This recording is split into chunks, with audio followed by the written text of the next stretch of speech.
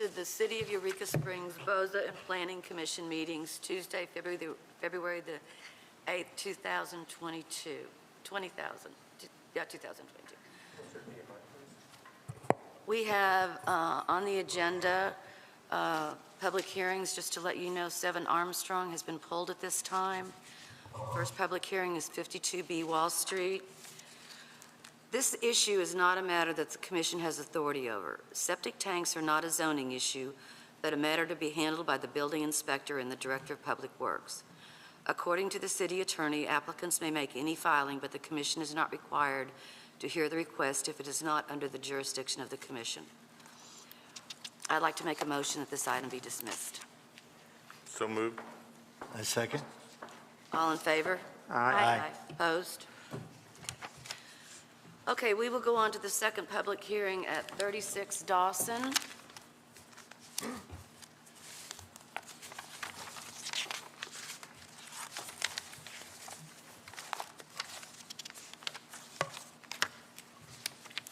If the applicants would like to come up.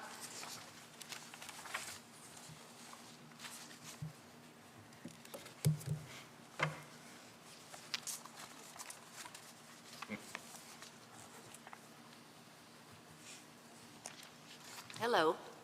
Hi. Want to tell us a little bit about your project?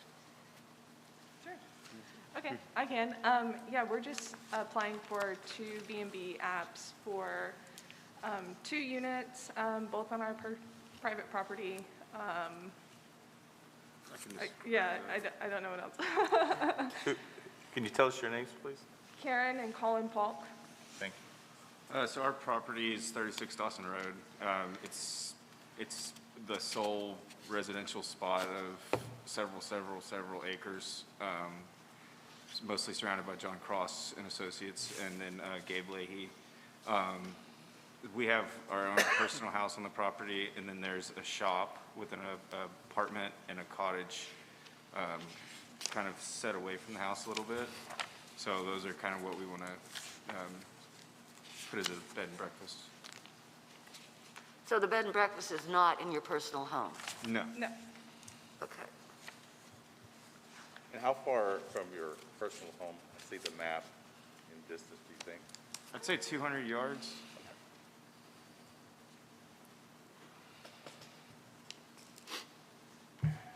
Is the driveway shared with other properties, or is there anything on those properties? We have an easement, but there's, the Crosses have, I believe, a hunting cabin, so it's not like a full-time residential property, and it's on the other side of our property, on the other side of the hill. So sometimes they'll go through there, but Mostly for maintenance, like to take care of the land, that kind of thing. Like you said, we're just surrounded by woods. yeah, there's no other, So no one would be bothered by absolutely traffic not. coming through? Okay.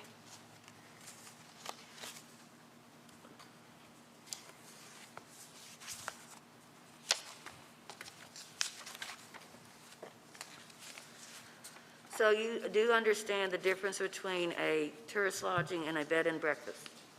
I believe so. Yes, ma'am. You understand that you would have to be there to greet your guests? Yes. You would have to serve breakfast? Yes. If you advertise an Airbnb, VRBO, et cetera, the ad should mention that the subject property is a bed and breakfast and list the amenities provided? Yes, ma'am.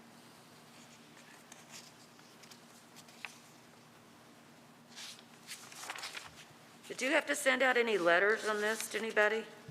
We're required to send one to the Crosses. We sent it to John Cross. And, yeah, the partnership. Okay. And I also called Charlie Cross personally and talked to him about it. And over the phone, he gave us his blessing. Okay. Anybody have any questions? So we didn't get any emails or letters in reference to it? No, we did not. No. Okay. Good to hear. Okay, I'm going to close this public hearing. Would anyone like to make a motion on this application?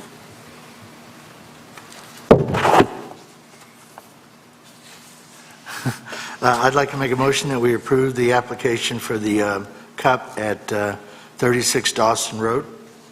Second. All those in favor? Aye. Aye. Any opposed?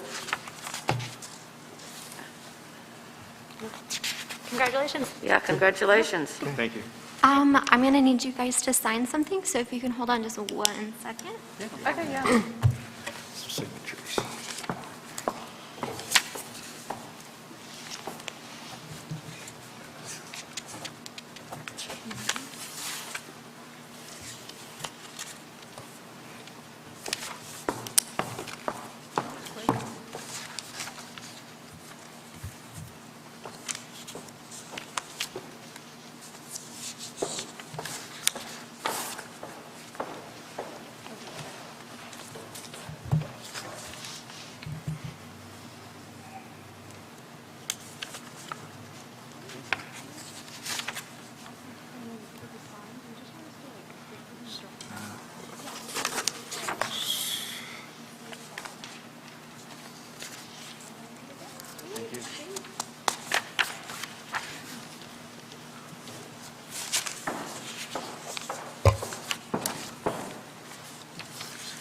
Okay, the next item is a public hearing for 28 Ridgeway for continued CUP for 5 units of B&B lodging.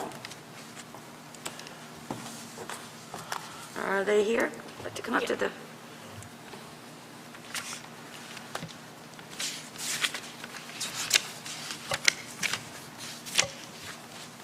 Hi, we're Mike and Lee Turner, and we are wanting to continue the bed and breakfast that's already at 28 Ridgeway.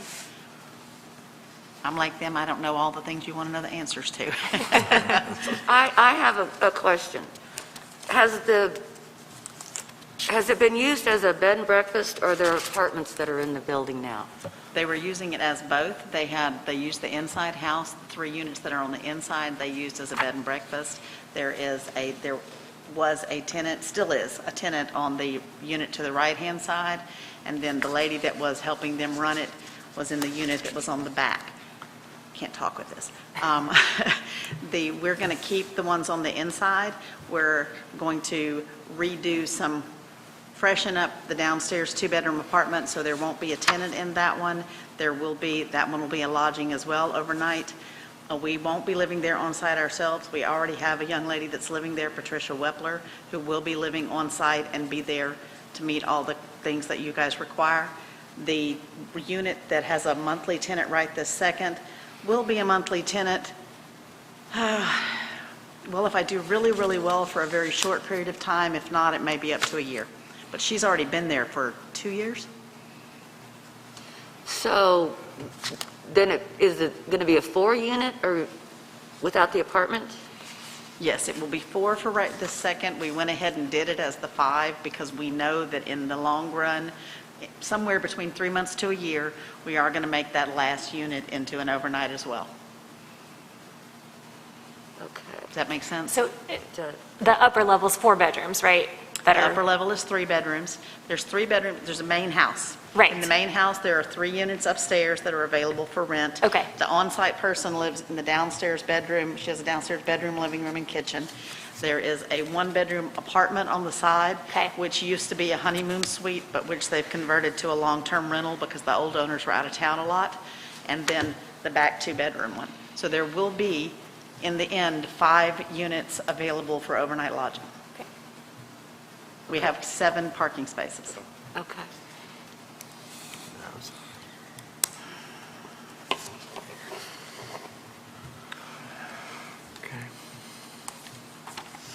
So to clarify in my mind, because over two people living there long-term, it's considered multifamily. It will only be your resident manager and the lady that's currently renting that one apartment. Yes, ma'am. The other lady is already out. There are no other long-term people. Okay.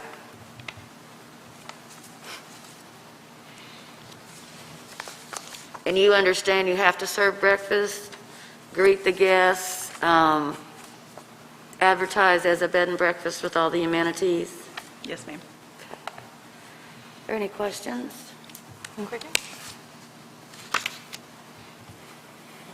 We do have one person signed up for public comment. Jason, do you want to speak, or are you? Yes. Good? Okay. About this particular thing? Yeah, Melinda, are you signed up for 28 Ridgeway? No. Okay, we're talking just about 28 Ridgeway for right now. Okay. Sorry. So Jason, you can come on up if you have questions or comments. And you have 3 minutes. All right. One of my comments is parking, because it's already pretty full with just 3 units and the people that live there. Seems like it could get overcrowded. And then my other question is, if the owners aren't living there and there's a manager on site, is it essentially a hotel, even though they serve breakfast? In a residential neighborhood? It's been a B&B for years. Well, I know, but the people live there. But if you have an employee managing a lodging that you don't live at, I mean, it's essentially a hotel, right? No, it's still a bed and breakfast. I mean, we allow for a resident manager as long as someone is living there permanently. It's not somebody that just comes when they have guests, and it can't be someone that lives next door. But they can have a resident manager that lives there. We allow for that. All right. How do we have assurances of that? You are welcome to come anytime. I will introduce you to Patricia. You can see where she's living on site. Do you live on Ridgeway? I live next door. Oh, in Penny's old house. Yep. Okay. So I'm a little concerned with the traffic and the people, and if I it's get not that. your house and she's your employee, is the neighborhood, I'm just concerned about that. I don't know if you know this, but we used to live 2 doors down from you at 22 Ridgeway. So we've lived on that street. We've experienced parking problems. We know they're huge. We also own another property on that street, 11 Ridgeway. Is that the one across the street? It is across the street. And there are spaces right now. There's the one space that Wally and Ron have used, well, they've used 2. There's one for them. That is where Patricia will park on site. There's 2 in front, and then there's 2 more on the side. So that's a total of 5 altogether, and 2 down in the back. So we can, if necessary, have our person park in the back. It's not that big of a deal. And that way that would leave all of the other things, all the other parking spaces available. We're very hands-on business owners, and if you have problems, you are more than welcome to come and talk to us. We'll fix them.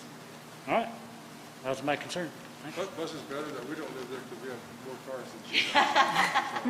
That's it.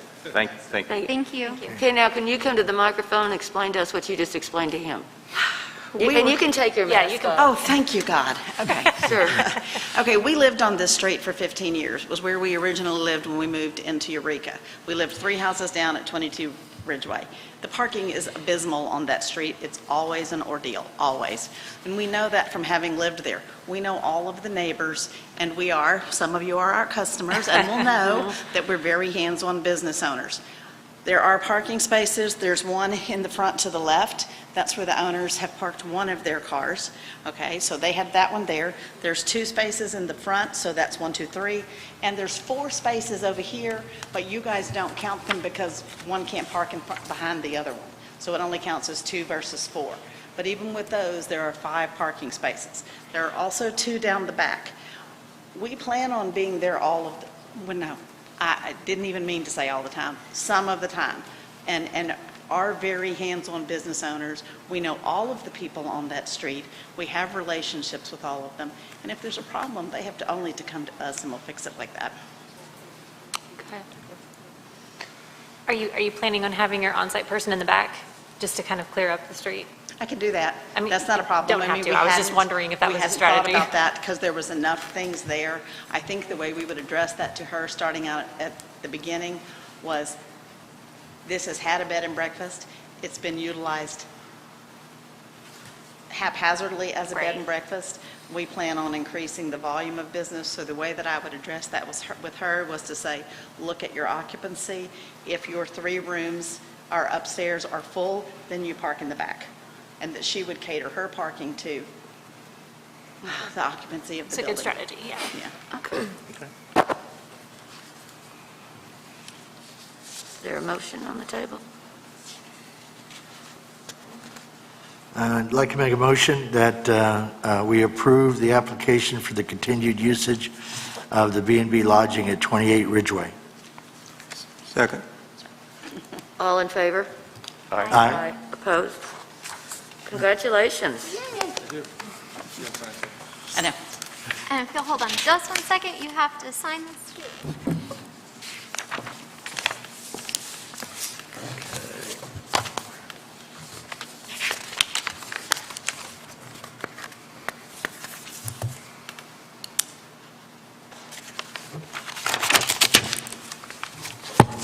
Sometimes it does go this smoothly. Sometimes. Don't That get used to it. concludes our public hearing. Tom, if I could get a roll call to establish a quorum, please? Ferguson Stewart, Here? Joe Hill, Here.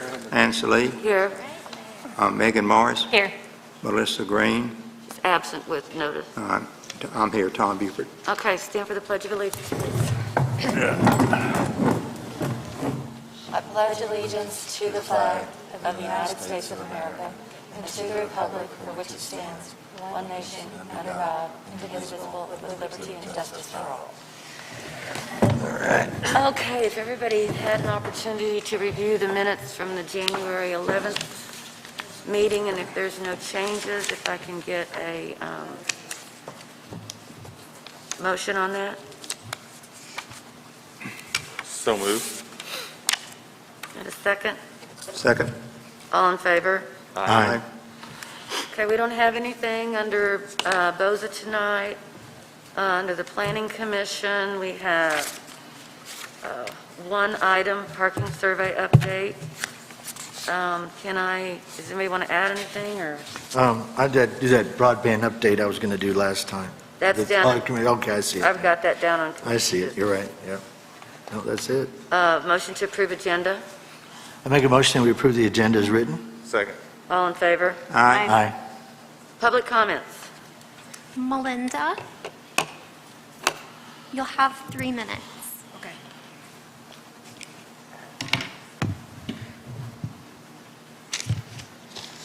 Good evening, I guess. Melinda Large, member of the Pines Edition. I think you remember me.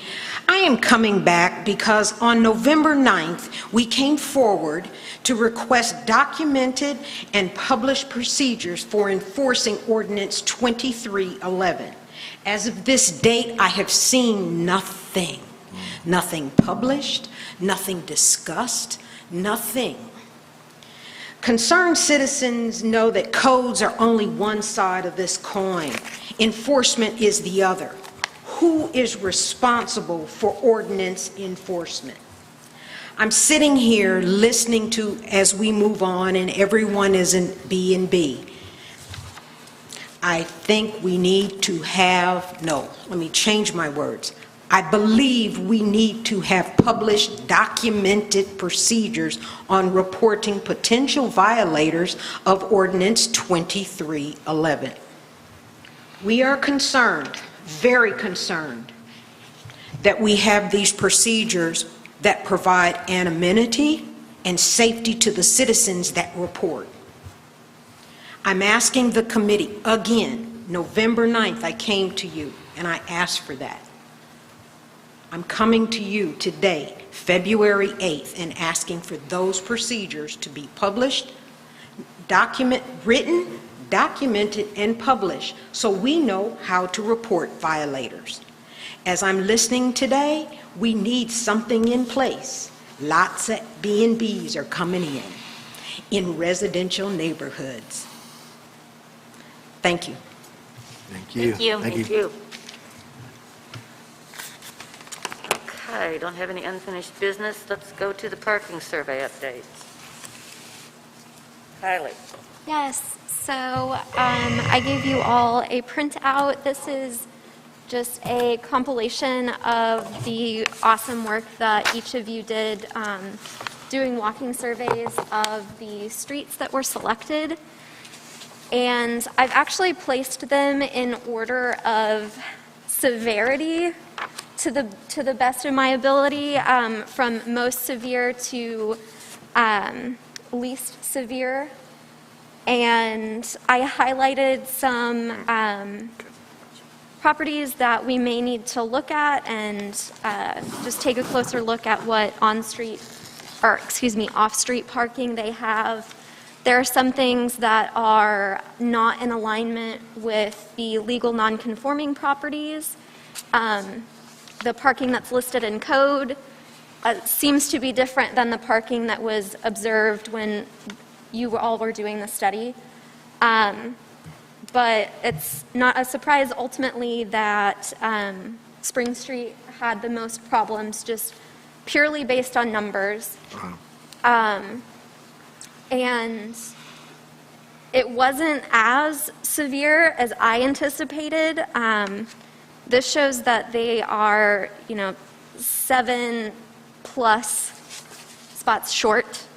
So that could be anything. It could be 7 to 20, but at minimum, they are 7 spots below where they need to be, just based on the number of properties, the use, and what's in code.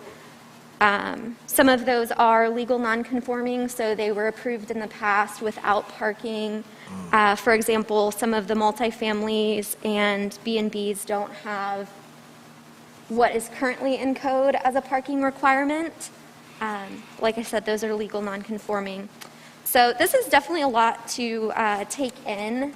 I would encourage you all to take this home and maybe look over it and get some thoughts together. Some of you did have some potential solutions that you observed while you were out on street level. One of the ones that was floated was on Pine Street. There was a alley. I was able to confirm that that alley has been vacated and is now the property of the adjacent property owners. But that was a good idea. So those are the ideas that I think we need to be thinking about, looking at creative ways to kind of put pocket parking in, hide them in areas that, aren't currently being utilized that way. So yeah, this is just a draft. I kind of had to compile this a little more quickly than I would like. So feel free to go over it, think of any questions, concerns, potential solutions to some of this. And at the next meeting, we will also have the results of the resident survey. Oh, so I'm just curious how that's going as far as you can tell so far. It's going okay. The response rate is definitely lower than I would like. I've received, I believe, 15 or 16 written forms turned back. And the last time I checked the Google Drive, I had about the same, but it's been a while since I checked that last. Okay. Folks, do you have until the 11th to submit that? It is linked on the city website on the Planning Commission tab, and it's also on my department website, which is esplanning.org. So you can find the Google form survey there. If folks want a printed survey, they're welcome to stop by my office and get that as well. And again, this may be premature, so I apologize. The response to one of the questions had to do with, would you be willing to pay? Are people commenting on that, on their forms when they? Which question was? Well, about if they were willing to pay for a permit. Yeah, it's been honestly kind of all over the place just at first glance. It's easier for me to look at the Google results because it tabulates it and visualizes it for me. I would say generally it seems like most people are unwilling to pay for a permitted spot. The majority of those, it seems like they're people that really don't have a parking issue. They have off-street parking, Yeah. so it makes sense that they don't want to pay. And then there are other folks who, a lot of people wrote comments on the written surveys. So I've also kind of tabulated those just to give you an idea of where people's heads are at. Some people don't like the idea of having to pay for parking if you own your house. So, I mean, can't always win, I guess. Sure. And it definitely, I don't think a permitted parking system would be mandatory, but Right. we don't know yet. We're not there Okay. yet. Thank But you. I will have those results for you all at the next meeting. And I think looking at both of these documents together will help us kind of visualize where we're at a little bit better. Thank you, Kylie. Good work. Excellent. A lot of work. Yeah, okay, so, all right, so now to commission business. We have to have election of officers tonight. Well, I move that the officers who are in place from last year would continue to serve in those positions. I guess we have to move each individual one, have to nominate, or, Any questions? Kylie, Kaylee? we have to Can we- nominate can we individual people make- or nominate the, I would do it individually. okay. fine. Nomination for president, please. I nominate Ann for chair. Second.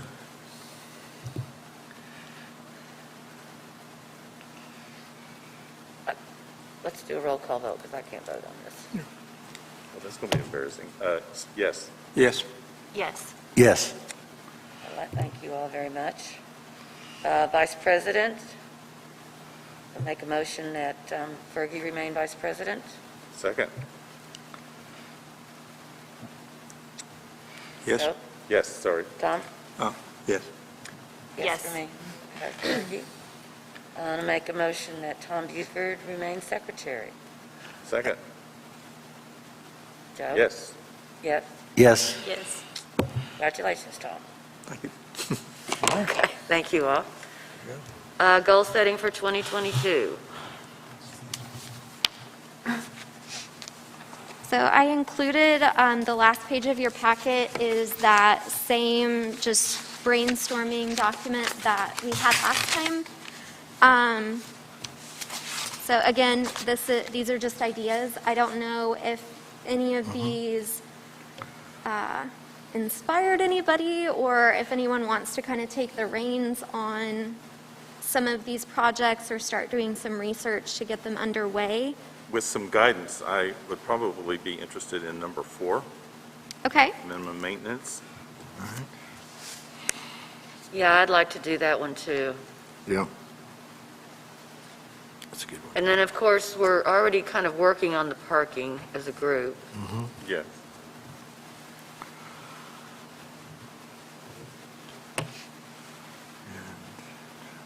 Am I right to believe that as far as upkeep, there are no current ordinances or, The only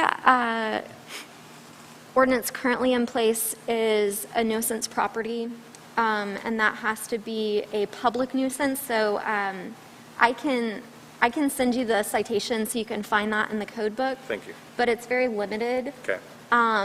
This is also something that HDC has been interested in, specifically as it pertains to properties in the historic district, so wanting to prevent them from falling into such severe neglect that ultimately those are lost, or a lot of the design and material is lost. So I think this will be a good project to kind of work on simultaneously. Quick question, in who, if anyone, is, or what group would say that a particular property is a nuisance? I mean, is there someone that... Right now, there has to be I think a percentage of the neighbors have to write in that it's a nuisance. Okay, all right. And I will say that in talking to people, one of their concerns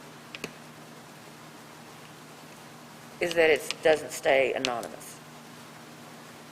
It would be hard to, Well, my personal feeling on this is that if you're driving down the street and you come across something that is visibly not within code, then it's there. yes. And I'm not really sure where FOIA comes into this either.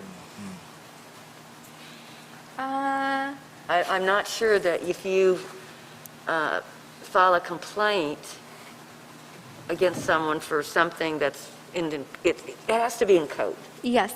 So, and this speaks to the issue that was raised earlier in public comment as well, just about complaints in general. If a written complaint is provided to the city has to retain that. And any existing document is subject to FOIA. So, for example, if I had a property and somebody said that it was unsafe, or the neighbors said that it was a nuisance property, or were complaining that I was running a tourist lodging or something, it would be my right that I could ask, okay, well, who complained, or what exactly was said in that complaint, and the city would have to provide that information. And that's by law. The challenge with having anonymous complaints is we don't necessarily have the infrastructure in place to be responding to every single complaint if it's unfounded, or if somebody's grumpy, or if it's the neighbor that wants to complain about everything. And I'm not saying that that was implied at all during public comment, but No. it's a very slippery slope, and it's not something that city staff has the resources to be managing just an influx of complaints. So is there a way to, there are probably people who already complain, even though they may not be someone going out. And is this like a big problem with the city? There is just someone who might be assigned to do that? There's just too many other things to do? Or it's just, in other words, is there ever a opportunity to have someone to do that? Or is that just sort of to investigate the complaints? Yeah, To verify them, you mean? To make sure they're not unfounded? Correct. Okay. It's the job of code enforcement, of the building official. Okay. And as only having one person in that job at a part-time capacity, Yeah. that's really where the rub is, because there's not enough resources in place. Yeah. Didn't we do a form at one point to go to city council? Did that thing just get, I think we had done the planning commission several years ago. We did a form. did it get And- hung up on the anonymous part or the signature part, or how did it Yeah. disappear? I did take the copy that, I believe Ann provided me a copy of that, and I used the existing written complaint form that code enforcement uses to create my own that's used in my department. So I do have a written complaint form in my office. It's something that I'm going to upload that to the website. But again, if it's an anonymous complaint, Right. that's still the issue. And people want anonymity, which is fine, but it can't be guaranteed. Well, was our position trying to go to city council and get them to approve it, where the people would have to sign the form, and city council would approve that form to be used? Did it get lost because nobody wanted to do it? I think it got lost because nobody wanted to do it. I can't remember exactly if it was that they wanted to be anonymous. I know some cities are, because I remember we did have the discussion. There was on one of the forms, I mean, there were several that were presented, but on one of them, it had a thing at the bottom that a photo would be taken. Code enforcement would go out there, and let's say that there's just the front of the house is horrible, we've got this code in place, and it's a violation. You take the picture, because it's there. I mean, it's either there or it's not there. Right. And if it's not there, then we're covered. Right. You know, and if you're not willing to put your name on it, I mean, I kind of understand that in a way. And I do think that the intent is that it would be handled with discretion, that, you know, if I were to call someone and say, hey, I heard this might be going on, I'm not going to automatically say, Ann told me that this is happening. Yeah. But if someone were to file a Freedom of Information Act request, the city has to provide that. But there's So- also something in law, too, that if you do get that information, you can't use that information against that person. No. Right. And in talking with code enforcement, the other part of this is when someone is making a complaint and it's a code enforcement issue, that's a legal issue, as in I am saying this person is breaking the law. And if a complainant is filing, it's essentially nearly equivalent to kind of a fraudulent police report or something like that. So there are potential ramifications in place to prevent people from just willy-nilly throwing out complaints. But I think it would be best if the form had some kind of, it puts the responsibility potentially on the complainant to take a picture. If you drive by and you see this issue, you take a picture and submit it with the complaint.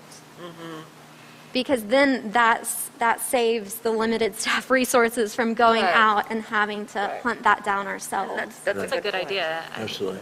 Yeah.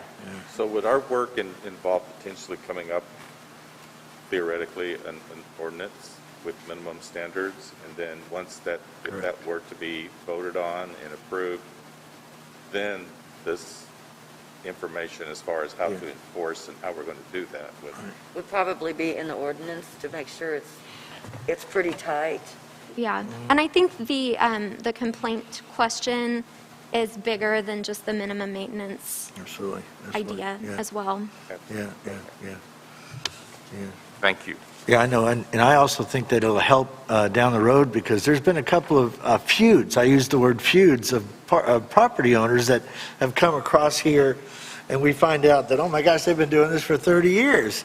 So it would help in that process, I think, if we had a record of them making false statements or false complaint, whatever, and then that way, we could say, look, we've been there, done that, but we'd have a record of it. Well, but also have, like, on whatever form, that there's strict ramifications. Right, So quit that's messing it. around. And that may Like- stop some of the stuff, because Right. some of this is really childish. Some of these Right. property owners, I mean, they've been, well, Thomas, they've been feuding for decades. Well, I mean, we have in the ordinance, if you have a car that doesn't have a tag, tires are flat, the car Yeah. doesn't run, been sitting there, you can take a picture and clearly it's in violation, but, it's been sitting there for years. That's right. No, I know. And I mean, you could, if you have a form that's been approved, like say, take the picture, attach it to the form, send it in. Right. And it doesn't take, a genius to sit there and see the no car tag, or the car tag expired on it. Right. It's sitting on flat tires, it's not operable. Correct. And there's an ordinance that says that's, Right. needs to be addressed. That's right. You can document it pretty easy in a lot of cases, or got an RV out in front that Right. hadn't run in 20 years. And, but You're right. I agree. That'd help. Kylie, on this housing one, I know the square footage of lots falls under us, but is a manufactured homes, is that something we need to get with HDC about? Since those things don't come to us? Yes and no. I think that there is latitude in the current zoning chapter to just rethink how manufactured homes are addressed. So in regards to HDC, really the thing that they would be concerned about is like a large-scale manufactured or mobile home park or something like that within the historic district. But there are lots of different types of manufactured homes at this point. And those are not addressed anywhere in the zoning chapter. And there's a lot more conversation with the affordable housing issue. Some of these manufactured housing options are cheaper, but there is no definition of what those are in code. So tiny houses, what is that? If you're using a container and you're making a container into Right. a really small house, is that a manufactured home? Is what? It's very unclear, and it's hard to give people guidance on how to navigate that when there's nothing in it in code. I'll research that. Okay. I did a little presentation to that Economic Development Commission a couple of weeks ago about housing, and as part of that, I looked up how many building permits for single-family housing were issued in 2021 in Eureka Springs. And I asked, there were 12 people that I asked them, I had an index card out, I said, write down how many permits were issued, based on your information. And the range was from 3 to 135, 30, 40, 50, 80, 60. There were actually 5 building permits issued last year in Eureka Springs for single-family houses. Yeah, fine. And one of them was issued in December, which, Right. hadn't even been finished yet, but I mean, and you look at the numbers, if you build something that's 1,000 square feet as affordable housing, which you can rent for, less than $1,000 a month, and then you have a tourist lodge and it gets $150 a night. I mean, you're not going to have any affordable housing. No. Unless you get a Walton or a Grant or a Southern Bank somebody come in and give you a bunch of money. It's just not going to happen. It didn't make any sense economically. I mean, Yeah, this is a and, charitable thing, I mean, that's just part of what's going to happen. Will keep on happening. yeah. Yeah, and I was very sad that I wasn't at that meeting, Tom. Usually I'm at those meetings. One of the concepts, there's lots of ideas right now, but nothing is really taking hold just yet. One of the ideas has been a model similar to Echo Village, obviously with a different target market. There's a focus on making whatever affordable housing developments come in as kind of a stepping stone for people to buy, either a rent-to-own or something like that. And there have been some really interesting developments in Centerton, actually, with very high-density, like cottage-style neighborhoods. I think one of them was something like 10 or 12 single-family homes per acre. So very high density. That's tight. And very small footprint, but they're built well and they're attractive. And it's essentially a planned unit development kind of model on a micro scale. So I think there's a lot of opportunities out there that we could look into and see. The biggest thing is there's no process, and code right now is so limited that I think it turns potential developers off because they don't know how to navigate it. Are they going to invest a bunch of money in Have it disapproved. in land or getting architectural or engineering done, and then nobody knows how it's supposed to work and it just kind of dies on the table? So what's the mindset behind this? Is it to kind of incentivize builders or a developer to come in and do this, by which the city might provide some sort of tax break or something? I don't know how that works, but you know what I mean. Incentivize them to say, hey, come develop here so that we do have. Yeah, I think it's just opening opportunity. Okay. Because right now there really isn't any. The zoning code is really quite limited as far as like lot size and square footage requirements and things like that. The other part of that is the infill, where you have an increasing number of lots that are so small that under current code, they can't really be Right. used for anything. And since we don't have a provision for tiny houses or sort of a scaled infill development, where if you have a quarter-acre lot, it has to be X percentage smaller or something like that. We just don't have that. So there's no, Does it get tricky at some point if you try to help that by saying, okay, you can do this? Are people potentially going to get upset if they're limited with what to do with their own property, though?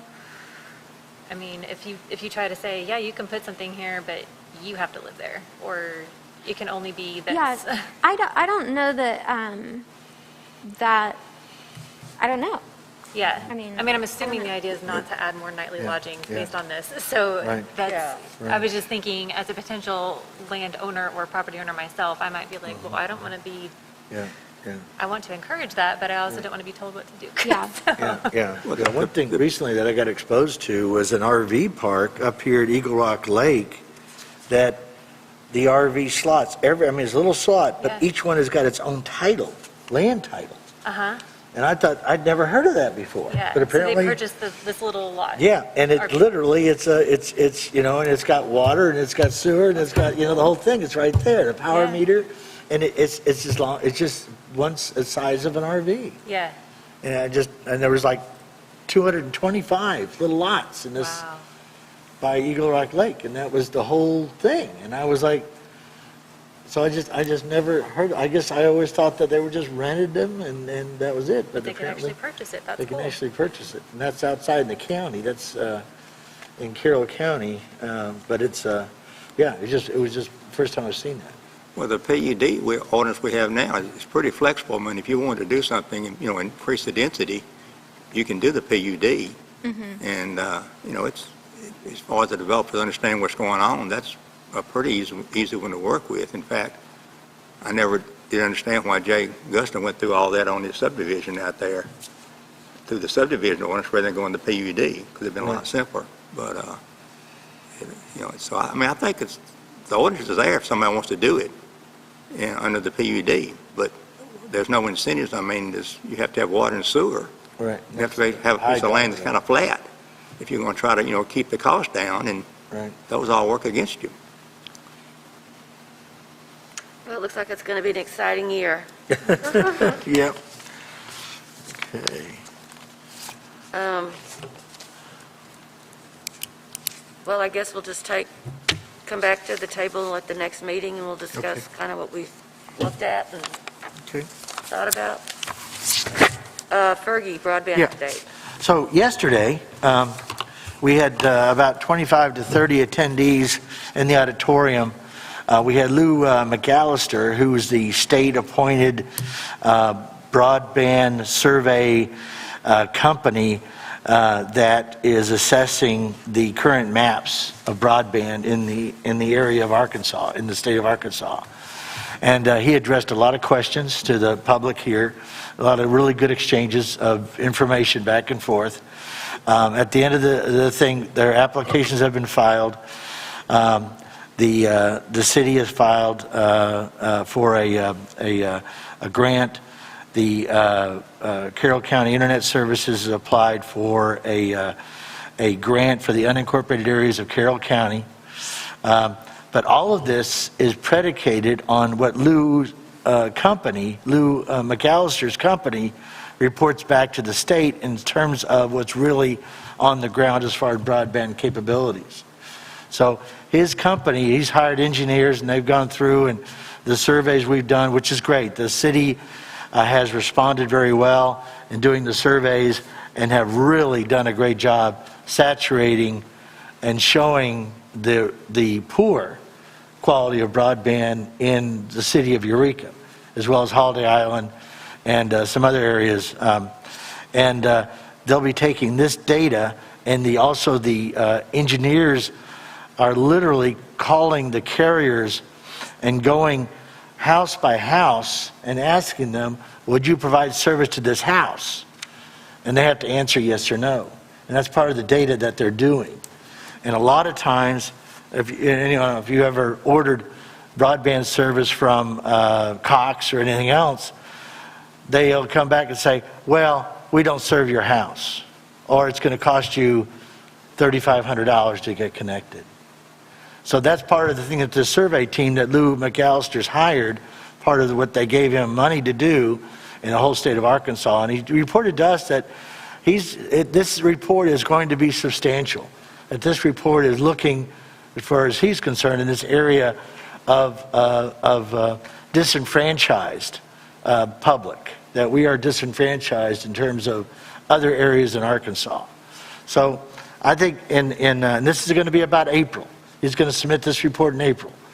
So April will be a weather day, so to speak, and we should hear back from the governor's office on what, in that Lou's report, Lou McAllister's report will be made public, and we can actually see what the real information was. So that's going to be April.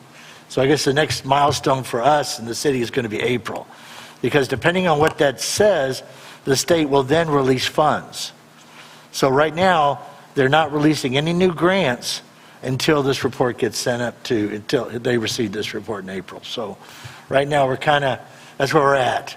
So, and I don't know if you noticed, but AT&T ran a brand new fiber down 62 just 3 weeks ago for Harrison.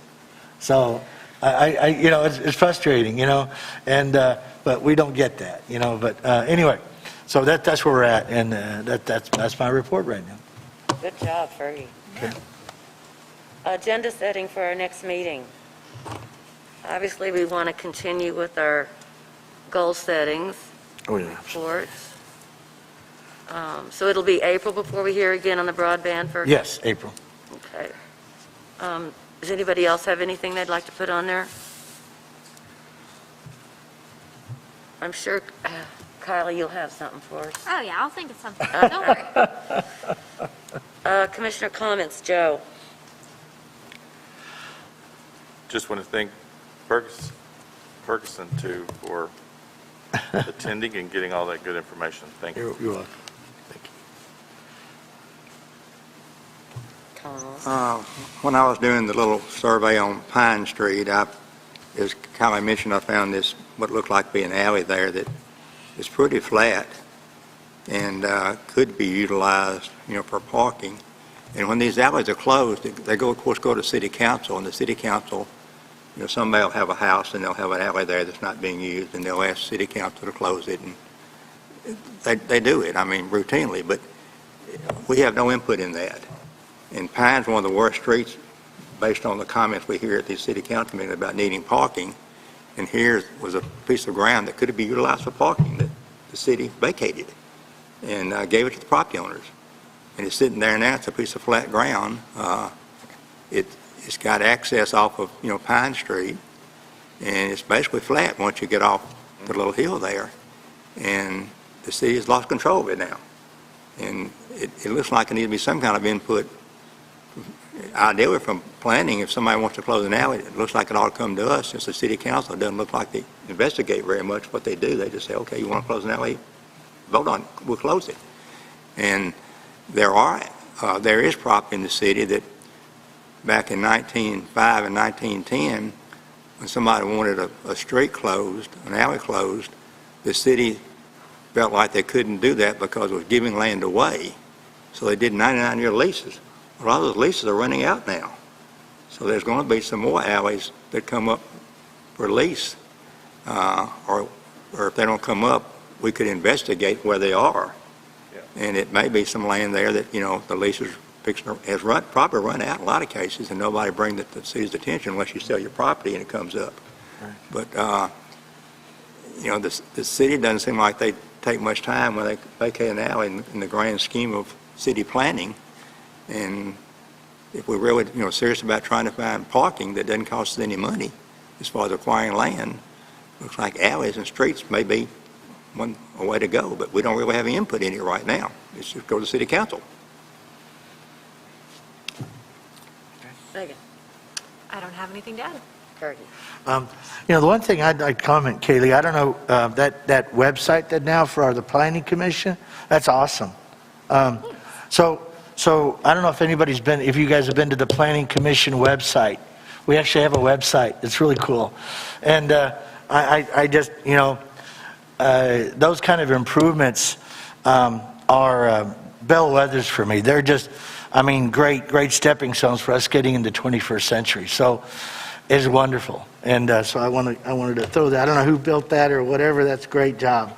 I did one for historic preservation as well. Okay, yeah. So great job, Kaylee. And thank you all for being here and doing your job. And I think the snow's going to melt, and we'll be, before you know it, we'll be in springtime. That's all I got. Well, I'd like to thank you all for everything you do, and Kylie, big thank you to you for what you do.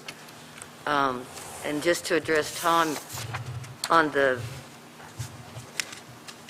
properties, I know that when Abby was on the Planning Commission, and we were looking at all the tourist lodging, she struggled with the zoning map, because there's that road that's on the map, but where is the road? Yes. So Everywhere.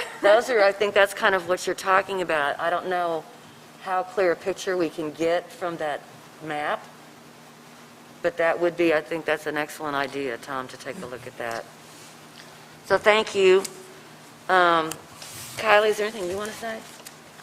No, just thanks again for doing that walking survey so well, and getting that turned in quickly. And I do think that one priority should be updating the zoning map and just making it a little bit easier to read and a little bit more useful. There have been some rezones since that was last updated that we need to address. I know that the Parks Commission has had some questions about, why isn't public space delineated differently? Because they play a role in those street vacations as well.